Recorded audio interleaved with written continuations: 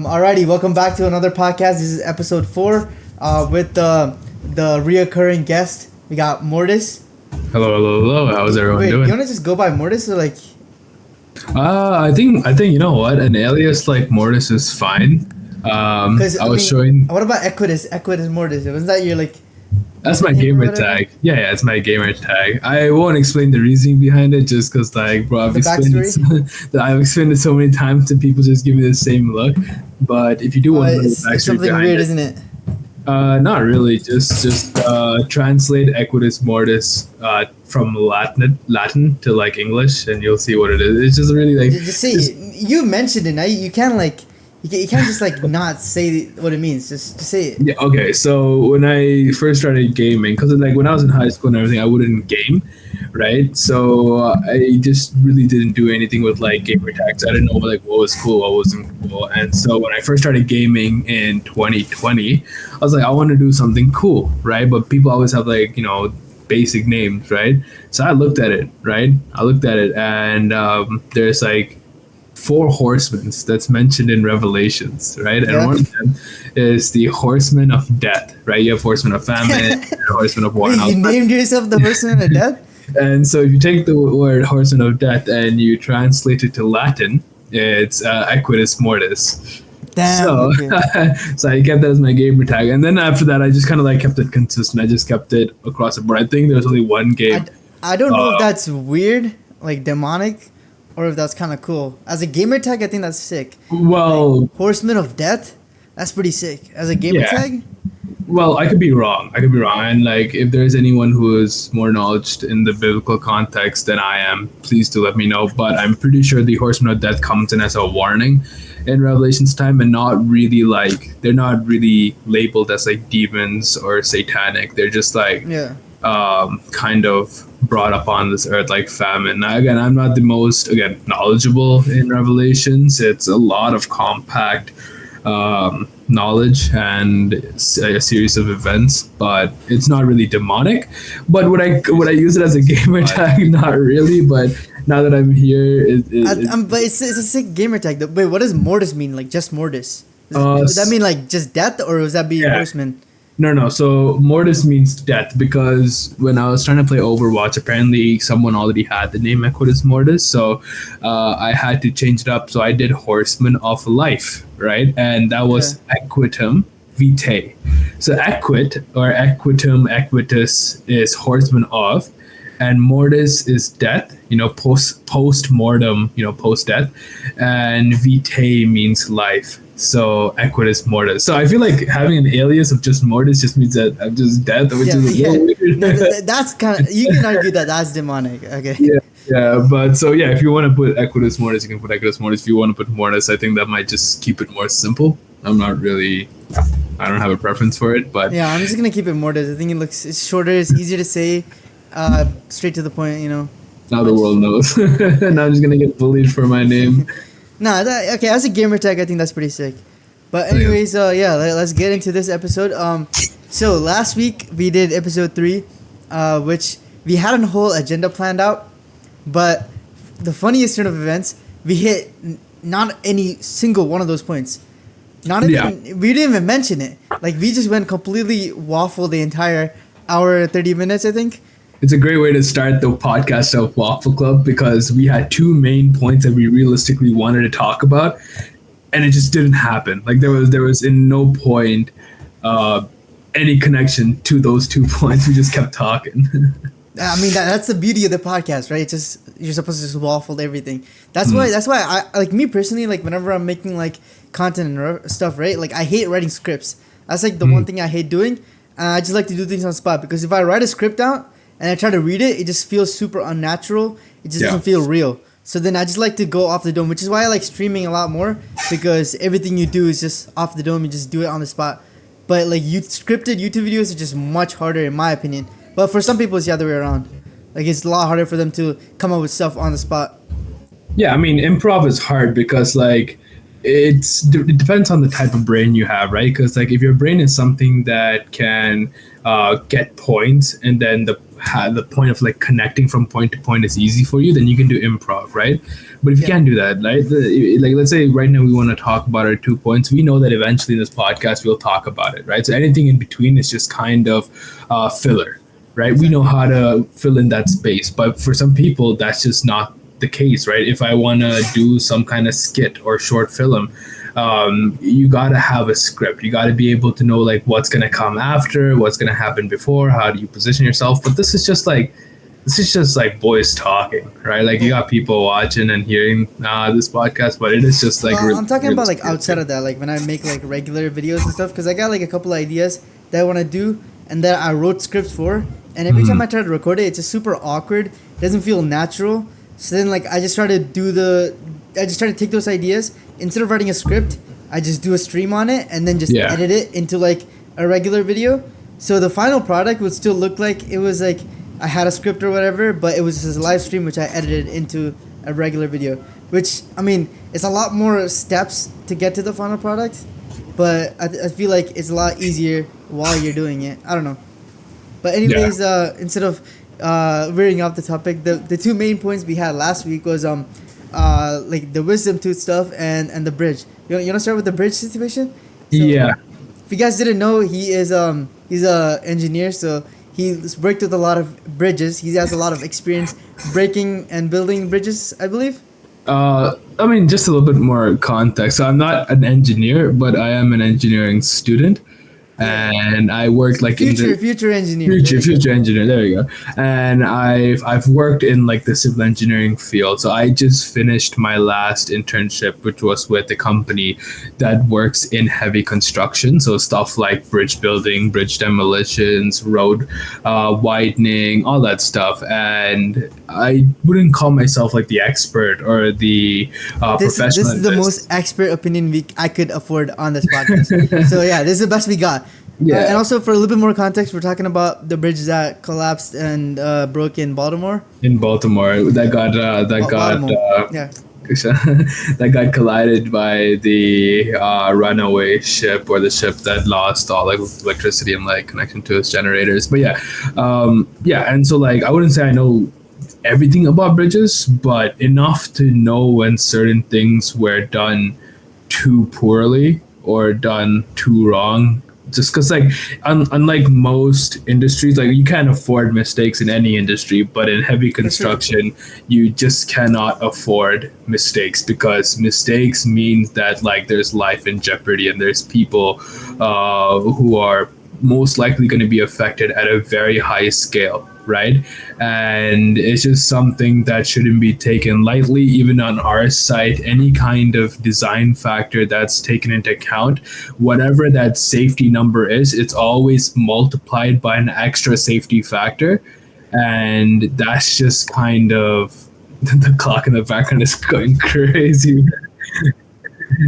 Okay, but the extra safety factor is always put on, right? So whatever it is that is considered the limit when it comes to engineering, you always times it by 1.5 or more, just to be on that safe side, right? So when something really does go wrong, when a bridge collapses, when you have like structural failure in your bridges, that means that there was a really, really, really, really poor decision that was made, right? Because in the Baltimore case, when you make a bridge over the water, one of the things you'll most likely have to account for is collisions with ships, right? You have pillars with deep foundations going into the water. You're going to have collisions with ships. So it's an interesting topic. I don't think the Baltimore bridge... It wasn't a drawbridge, right? It was just like a regular bridge.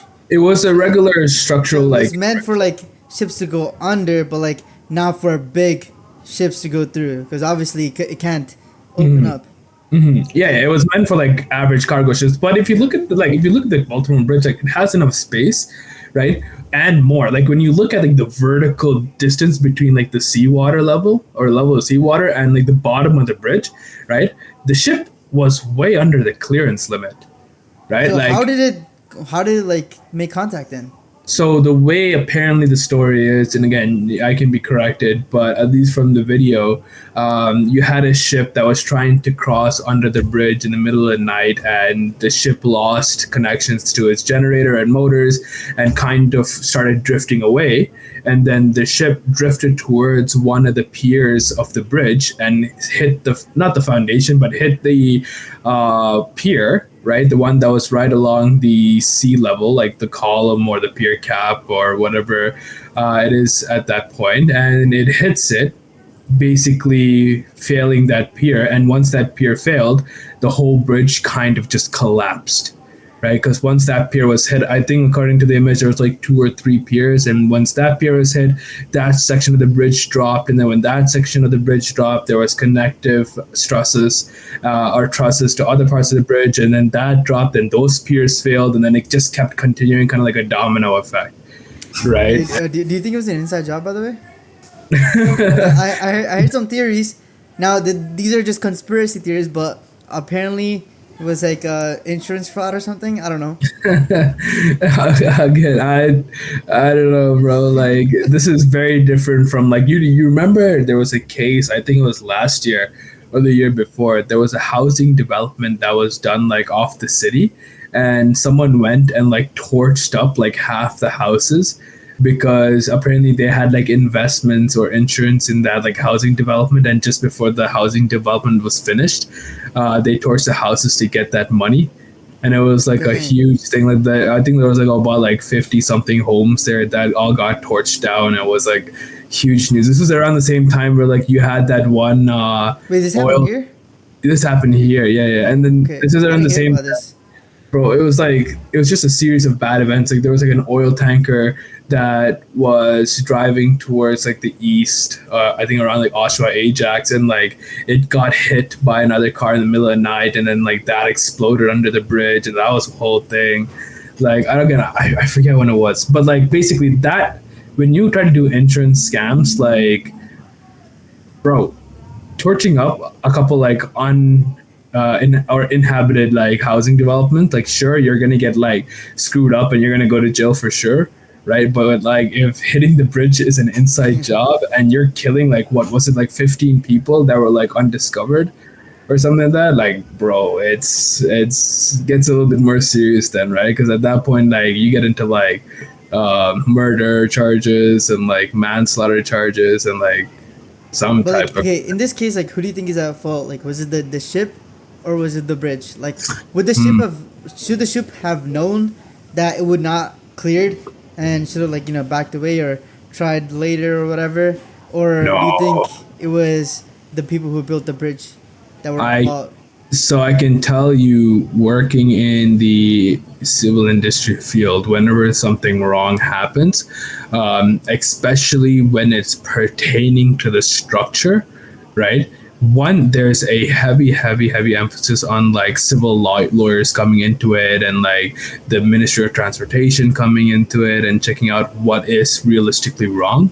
But in this scenario, because of one impact, the whole bridge going down means that the company that was in charge of building this bridge now gets to like be heavily investigated, right? Because this is what, in a theoretical world, this is what should happen with a bridge, right? When you have a bridge that's spanning across to, or spanning from a landmass to a landmass across a body of water, if you have multiple piers and one of them is hit, what should happen is that section of road that is supported by that pier, that collapses, right? But the rest of the bridge that's supported by other piers should theoretically remain intact, So right? only that like little Only piece that where little it was hit, section, right? So and that then is that still like a big safety factor? Yeah, but at the same time, like when you have a big cargo ship hitting a pier, right? You can't account, like you can have safety factors, but if it fails, like fine, it failed. But if it fails, the whole bridge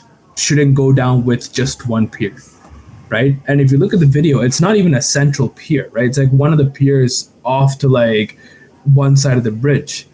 And when that went down, you could see again a domino effect, the whole bridge just collapsing. right? Yeah. And there's videos of like people trying to explain it, right? Like whether it was built too rigidly, right? Where that section of bridge that falls down was way too connected to the rest of the bridge, so that when that came down, everything else kind of came down with it, right? As opposed to like having joints. This is like an image, I guess. I'm gonna just put it up on the screen and leave it there. But I yeah. think that's way too big of a bridge compared to, but yeah, Wait, this like, is not the bridge? Okay, I don't know. I just but googled it. yeah, but it's just kind of it puts every a lot of things into question. Now, sure, is the people in the ship liable for the damages of the accident? Most probably. Even though if they say their generator wasn't working, why wasn't their generator working? Right? Who didn't do the safety check? What caused the failure? Is that a mechanical engineering fault on the ship side? Was it a fault on the workers in the ship? Like whatever it is, right? They're also liable. But for the collapsing of the bridge, the fact that the whole bridge came down due to one impact, that's definitely a fault of the company, the civil firm, right? Now, is there a way for those lawyers to kind of mitigate it? Maybe they could say, because the thing is, with civil, I learned that it's always going up the ladder somehow, right? People will always point fingers until like the city has to take the blame for it, right? So I can tell you how, in a rough sense, this kind of goes up the ladder, right? The city looks at this company who built the bridge and said, you guys are at fault because your pier was too structurally weak. And even if it wasn't, the whole bridge came down. So that means the whole bridge was too rigid, right? And then the company goes, if the company followed the design spec, the company goes, this was what was given to us by design of so and so firm and was kept in our inspection by the city, right? So then the people look at the design firm and the city and they go, okay, design guys, you guys messed up in your design. You guys made the bridge too rigid, right? And you gave it to the construction guys who made it too rigid. So then the design people go, oh, well, this is just what is standard across the board for this area, for this regional area with the kind of soil and water and land and like location. So this is what we had to build. And it was double and triple checked by many, many engineers. And this is what happened, right? Then it goes up to the city and says, why did you guys approve this design? And then eventually the city takes the big fault, right? But along the way, there are many engineers who wear the ring, the iron ring, who has the engineering stamp, who has the professional engineering license. And they all, if they're somehow connected to this like collapse, they all get fined some sort of way. Because what happens is even if the city gets fined, the city will start breaking down that fine. They'll pay it off, but they'll start breaking down that fine and trickling it back down to everyone who was involved, who has a responsibility in it. So it's just like a giant like blame game. Like It's a massive blame game. is this like what usually happens in like these kind of situations? Oh Like man, across- I can't speak for my company because I feel like there's got to be some kind of like yeah, but like I'm talking about like in general, like in around the world. Like is this Yeah. what usually happens? Yeah. I mean, let's look at the Western side because it's a little bit more like concreted in like principles and like code of conduct and specs and how procedures and how to do things. Like it's a little bit more concrete. Like you look at the Eastern side, you have a lot more architecture and civil engineering, but the practices may not be as safe or bound, like limited, because sometimes they just don't look at it that way. But here, like the first thing I will say, I'll give civil firms their gold star is they care a lot about safety. I mean, like this is one of the main I mean, it's reasons. their ass is gonna get sued at the end of the day. Yeah. In those other countries and stuff, if something goes wrong, I guess they have connections. They can it's kind of corrupt, I guess, in Yeah. those third world countries. But here, like, it doesn't really work that way. If something happens, you're gonna have to pay a big old hefty fine. Oh, So big I guess fine, that's why big fine. they're just trying to save their asses. Man, and like even if that is the case, then yeah, but like even still, like it's a loss of profit, right? Already realistically, when you're doing these like heavy construction jobs, different places have different margins, but like in the GTA, because of the saturation of how many companies can do these jobs, the profit margins aren't too big, right? Because the way that the projects work here, it's very different. It's like a whole system that I can explain, but I'm just too lazy to. Like you had to go through. If it's boring, then I'll Yeah, rather not hear it. it's super boring. So like basically it's kind of like Give a us rank. like the rundown, just like the short, like You TLDR. MTO wants a bridge. They get a design. They submit a design. Companies look at the design. They get a summarized cost and procedure. They submit this cost and procedure. The lowest cost wins the project. And realistically, in highways, only two or three companies are allowed to bid because of a star rating and the price rating. So that means that these two companies, unless you have a big difference between first place and second place in terms of cost, right? The cost is always very similar to each other, meaning your profit margins, like you're fighting a profit margin. Like if you have like $100 million project, you're realistically making like a 10% profit. Or sorry, $100 million project. Yeah, you have a 10% profit margin in that project, right? So like it's not a lot. It's like you're not making super, like you're making like good cash, but like it's, you're definitely fighting. So when you have like big accidents, like fines that cost like 50,000 or fines that cost like 100,000 or 200,000, you're getting hit hard with these fines, right? So you don't want to mess up when it comes to safety, which is mainly why when people say, hey, why aren't construction in North America getting done as fast as once abroad? It's because there's so much legal battle that you had to fight on top of actually doing the work. Bro, if there is not enough legal battle, projects in Canada will be done within like a year and a half. Like it will get like ran through so fast. So, But I mean, like, look at what is it called, Eglinton. Like, it's been. oh, bro, Okay, I I think think you should explain that next. I think after this you should talk about that because I mean, like, how long has that been taking? Like, it's 10 years? so bad, bro. It's so bad, bro. It's so bad. It's disgusting. But yeah, coming back to the Baltimore, right? So it is a massive blame game, right? Like one thing is, and this is the same thing. It's not just with civil engineering; it's with any company, right? You try to work in business, and someone comes with a claim of fraud or theft or bad business practicing, right? And it's a massive blame game.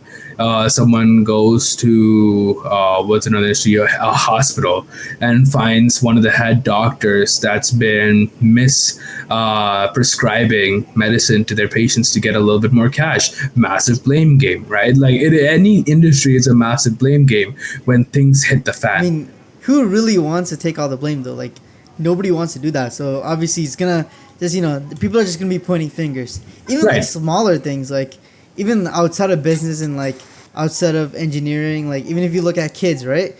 If you catch someone like stealing a cookie out the cookie jar, and you catch them, they're gonna blame their brother or someone else or their dog or something.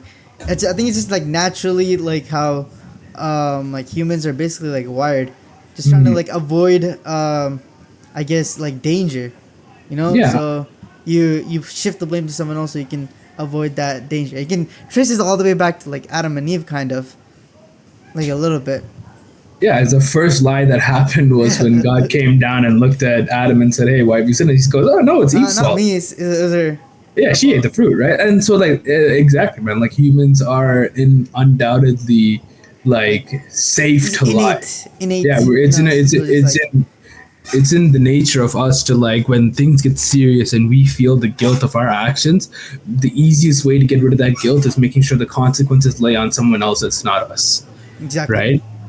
Which is when it's a lot harder when an industry doesn't really encourage that kind of thing, but they don't really reprimand that sort of behavior, right? And when you go into an industry, like this is just kind of a side tangent, when you're a Christian that's believing in the faith, that's working hard to keep your morals and values intact, when you're trying to make sure that you're presenting your presence as a reflection of God, right? As like you're making sure that you're trying your best to be a Christian, and you go into an industry that people feel like it's okay to be harsh and aggressive and lie as long as you're making profit for their company, it gets really difficult. Especially when it's a career that you do want to put yourself in and like grow in. You know there's a path for it to happen, but at the same time, like it doesn't really motivate you when you look at everyone else that's quote unquote successful and they got that way by demeaning everyone else and like putting their egos on the table and constantly just like big upping themselves, right? Of course, like backed by their work 100%, but like again, stuff like that is kind of just standard across the board, especially when you're like an engineer or a businessman or a lawyer or a content creator. Like ego is just like the same thing across the board, Yeah, right? It's what it's people will, everywhere. Like it's everywhere. I was just talking about like something similar, like in terms of business at the gym, right? There is this like this is one guy that just like I ran into, and yo, if you thought I was a yapper, bro is like a professional yapper. This guy, like, I was about to head out for the gym. It was like 9 p.m. But this guy like just started talking. Like, okay, so to give you a little bit of context, at the gym, me and like my friend who I go with, Conkis, we like to just like mess with people. So like put them on some music or whatever. So I was just showing this guy like a song, and then somehow this guy just started talking about like the government, the politics or whatever. We got into stocks, and we were talking about business, right? And then like we were talking about like the recent like layoffs that happened in like Google and like Tesla, where they were just like firing people like just on the spot. Like, you know how like if you were to quit a job, you have to give in your 2 week notice. But these companies, they don't give you that same respect back. If they think that they need to get rid of you to save some money in a certain space, they'll just fire you on the spot. They're not gonna give you 2 weeks.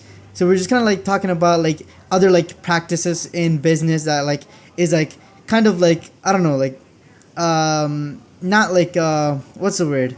It's not humane, I guess. But then we're talking about like if you were in that spot, would you do the same to move your business further? And like we were all just like thinking like I don't know, like if I was in that spot, maybe I might have done that same thing. So I feel like it's a lot harder to like go through like leading a business or in like civil engineering or whatever with like moral values. It's a lot harder to, you know, move up in the ladder. If you're trying to stay moral, you might be able to get up there, but it's gonna be a lot slower and a lot harder process. But if you're willing to, you know, make some shortcuts, make some sacrifices, you know, cut a little bit of like, you know, like slack in terms of your morals, you can easily climb your way up to the top. And we see that a lot in, you know, a lot of business people, a lot of the billionaires nowadays. I don't think a single billionaire got to where they are without stepping on a lot of people. Easily. I mean, like the way that I see how to like win morally, but also like grow in your career is showing the same results, or if not showing better results, by keeping your morals and values, right? Innately, as much as people like to lie and show their ego, right? They don't like the feeling of screwing. I mean, there's some people that do, but like most people don't like the feeling of screwing others over to be better. I mean, okay, that is if they don't gain anything off of it. But I feel like if they're gaining a lot from screwing people over, I don't think they would. But that's what I mean. Off of that, like a lot of in terms of business, like you can see that in like a lot of billionaires and stuff. They just screw people over on the regular. That's like what they do for in the morning. Yeah, and that's what I mean, right? Like it's the easiest way to be something, right? To grow in your career. But if you're able to hold your morals and values, like you said, it's going to be slow. But if you can show the same results, hey, I did what so and so was able to do, but I didn't do it in the same way that he did it, right? I did it in a more ethical manner. I can tell you that earns more respect from those who were about to get screwed, and for those who are above you looking down, right? They see that as kind of a massive obstacle. Everyone can easily run the broad path, right? Everyone can easily be the massive six-figure salary guy that they want to be, right? But when you're able to achieve the same with the restrictive nature that you have to walk in, right? It's like a lot more respective. It's a lot more respective. And I saw that a little bit even as like a student working in my civil engineering firm. I would see people work in an unethical manner. And as much as sometimes I would be advised that maybe working this manner would bear fruit, right? I wouldn't, and it still bore fruit. And so they saw. I mean, it's nothing in a way to change them, but they saw it, right? And when they see it, they know it's something that's capable, right? So whether it's their decision to like keep it or to like cut it off because it makes them feel bad about their actions, that's just a personal conviction, right? But it's not something that's impossible. Like you can definitely be moralistically good, but also. But do you think it's possible to be moralistically good and be in like Bill Gates level? I don't think that's possible. Like I don't not. think it's possible to have like $1 billion and not step on anybody. I think. I mean, if you're thinking $1 billion, maybe. Who knows, Like right? But million maybe. Like that's gonna be really hard. Like multi-millionaire without stepping on anybody. But I feel like that's possible. But like 1 billion, I don't think it's possible to get to that level without hurting people in the process. yeah, but you also gotta ask yourself, like, again, you can't call yourself a moralistically good person and then not see where your morals lie, right? What's the point of you having billions of dollars or multi-million dollar, right? Is it to like flaunt your cash and the stuff that you have? Is it to show And then at people that that point, you that would started be from? immoral too. Like Yeah, that would be immoral as well. You have pride come into your life, right? So then, as long as you're morally good, I guarantee you'll get to where you want to be financially, right? Stable wise. But the second you start, even if you don't screw people over, the second you start to go, this is because of me, I'm the multi-million dollar maker, I made these I'm decisions. him. I'm him. You've become immoral, right? It's a sigma mindset that's gonna make right. you. And so when people, like, that's the thing, right? People try to advocate for the immoral actions by making it moral, right?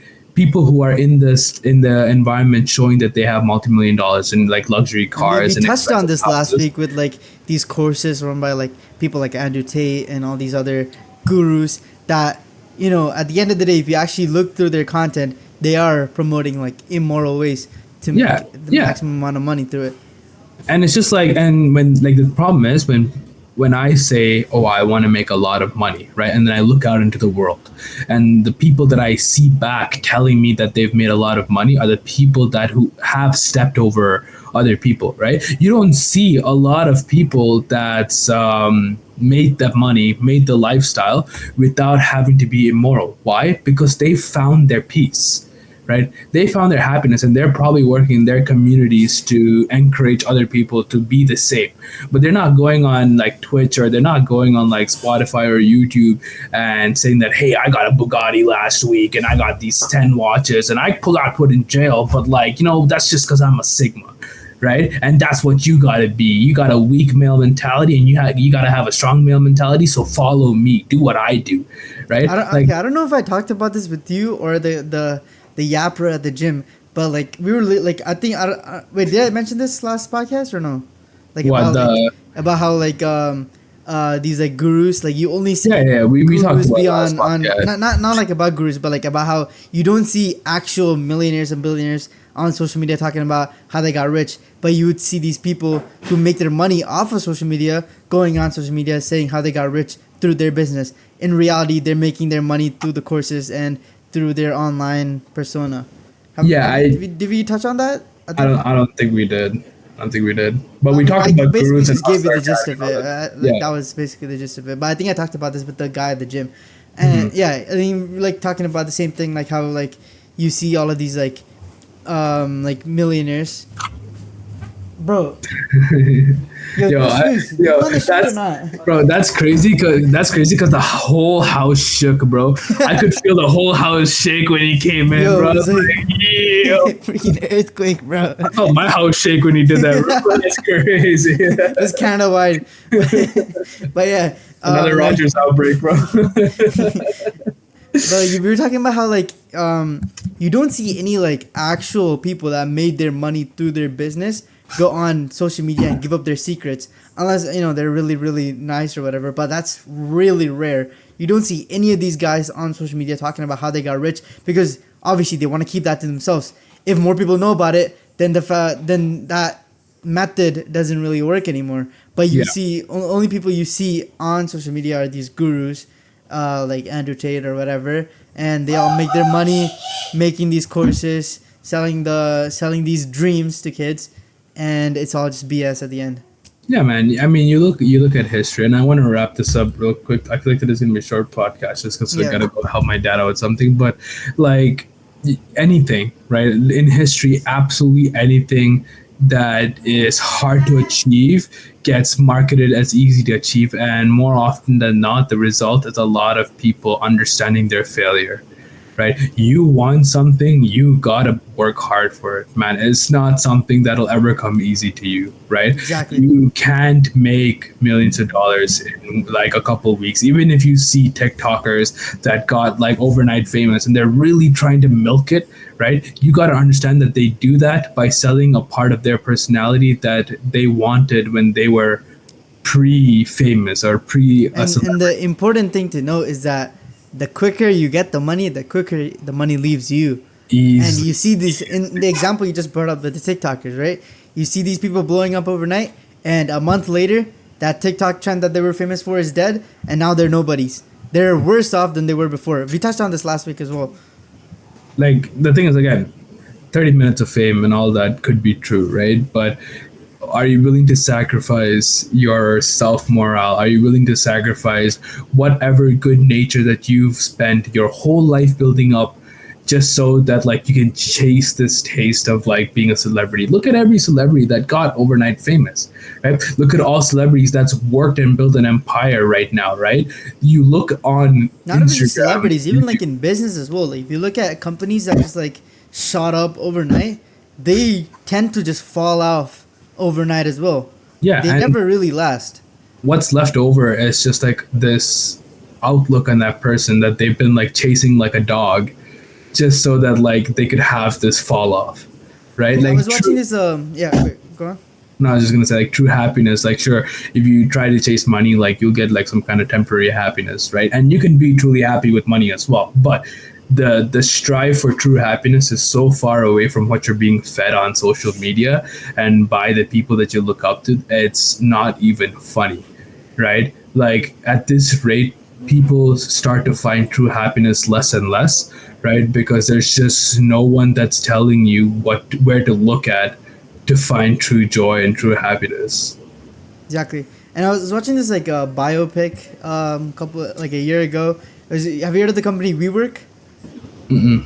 It's like they have like it's like basically like I don't know. There's nothing really to compare to it, but it's like co-working spaces that you can rent out. So Mm-hmm. they bought like a lot of buildings. You can see they have buildings in Toronto and stuff. But like the CEO, right, the guy that the founder, like Mm-hmm. he was very passionate about it, and like he worked really hard to get to it. But like the reason why the company failed at the end of the day was because he expanded too quick. He was trying to go.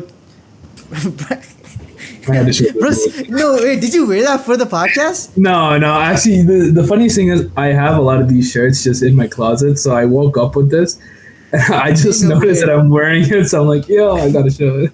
Okay, I get it. Okay, but yeah, like the reason why the company failed was because they expanded too quick. They tried to get where, it's like okay. Let me put this into a very basic example. You know, in Clash of Clans, if you rush your base, if you try to level up your town hall bases without leveling up your Your like your walls. troops and all that, your Yeah. thing is gonna be garbage. Your thing is gonna just fail, and you're gonna get stuck.